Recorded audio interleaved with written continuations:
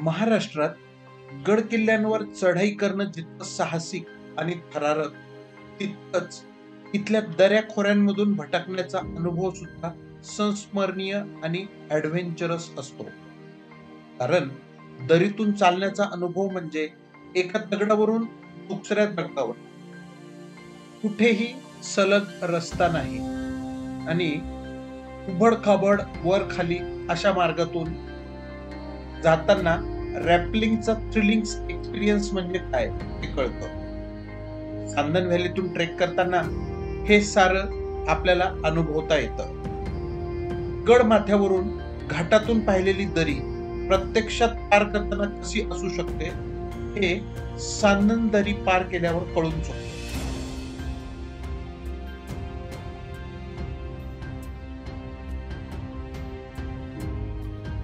पुणे, नगर आणि नाशिक जिल्ह्याच्या सीमेवर पसरलेल्या भव्य दिव्य अजस्त्र सह्याद्रीची पर्वतरांग म्हणजे जणू मुक्त साह्य भ्रमण करणाऱ्या हौशी भटक्यांची साक्षात पंढरीच.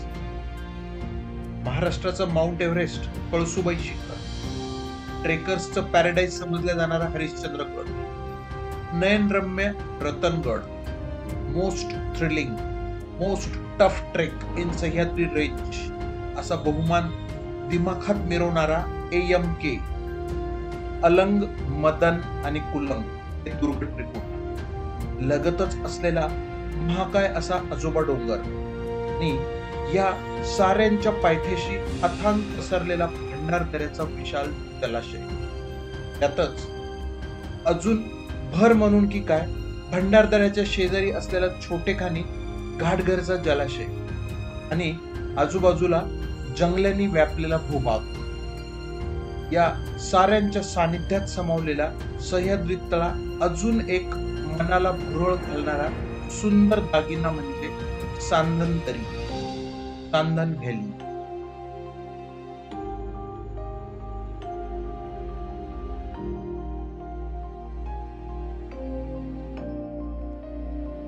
चांदण दरी ही एक अतिप्राचीन जिओग्राफिक फॉल्ट लाईन म्हणजेच जमिनीला पडलेली एक मोठी भेग आणि त्यामुळे निर्माण झालेली एक दरी किंवा घळ आहे. हा निसर्गाचा एक अद्भुत चमत्कार आहे.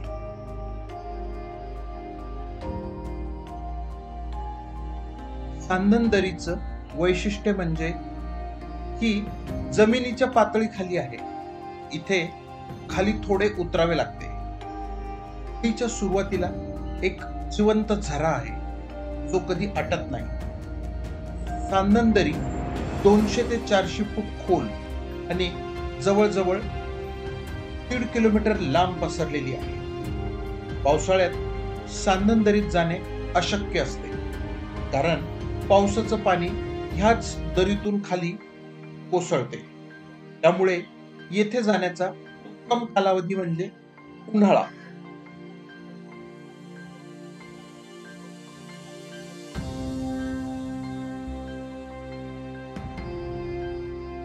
घळ उतरायला लागल्यावर सुरुवातीचा कातळ टप्पा उतरून आत दरीच्या नाळेत प्रवेश होतो. दरीचे सापासारखे लांबच लांब वळण दिसते. काही ठिकाणी 15-20 फूट तर काही ठिकाणी जेमतेम 2-3 फूट अशी अरुंद नाळ असून दोन्ही बाजूला काळ्या भिन्न कातळकड्याने ती बंदिस्त झालेली आहे. एका सपाटीवरून चालणं फार थोडं आहे. पाठ खाली वर जात राहते. विश्वास बसू नये असे अजस्त्र शिलाखंड समोर येतात. त्याच्या मागून पुढून खाली वर जाताना गारवा जाणवायला लागतो. हा गारवा वाऱ्याचा नाही, पाण्याचा नाही, तर इथं सूर्यकिरणच पोहोचू शकत नसल्याने थंड असलेल्या दगडांचा आहे. आणि हो, ह्या दगडांमध्ये साप आणि घोरपडींचे पण वास्तव्य असतं बरं का. दरीमध्ये 2 ठिकाणी पानसाठे लागतात. एक पानसाठा साधारण 2 ते 4 फूट खोलीचा आणि 15-20 फूट लांबीचा, तर दुसरा पानसाठा हा 4 ते 6 फूट खोलीचा आणि 30 ते 40 फूट लांबीचा.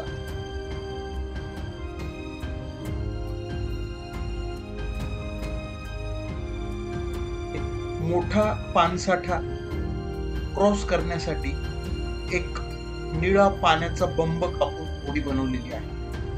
आपल्या चीज वस्तू किंवा उपयोगी कॅमेरा, मोबाईल इत्यादी वस्तू सांभाळण्यासाठी आपण ह्या बंबाचा होडीसारखा वापर करू शकतो आणि आपल्या वस्तू सांभाळू शकतो.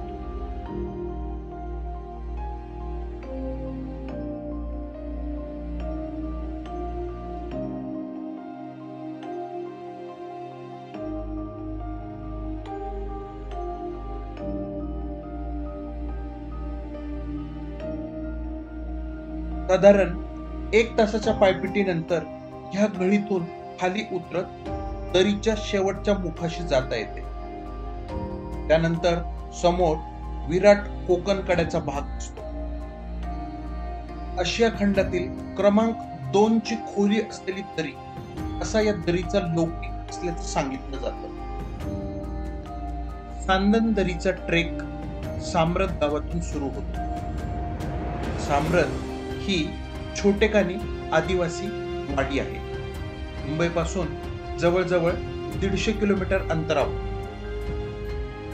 कल्याण, शहापूर, कसारा, घोटी, भंडारदरा आणि पुढे घाटगर ह्या मार्गाने आपण साम्रत गावात पोहोचतो. पुण्याकडून येत असाल तर पुणे, संगमनेर, अकोले आणि पुढे भंडारदरा, पुढे साम्रत असा हा मार्ग. उन्हाळ्यात एखाद्या विकेंडला जेव्हा सह्याद्री सगळीकडे तापलेला असतो तेव्हा इथे गारेगार थंडगार वातावरणामध्ये जर तुम्हाला भ्रमणाचा आनंद घ्यायचा असेल तर चुकवू नये असे ठिकाण म्हणजे सांदन दरी.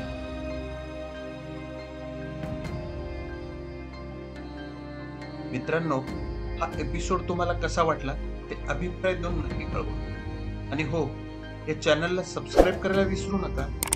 पुन्हा भेटूया पुढच्या एपिसोडमध्ये. तोपर्यंत बाय बाय.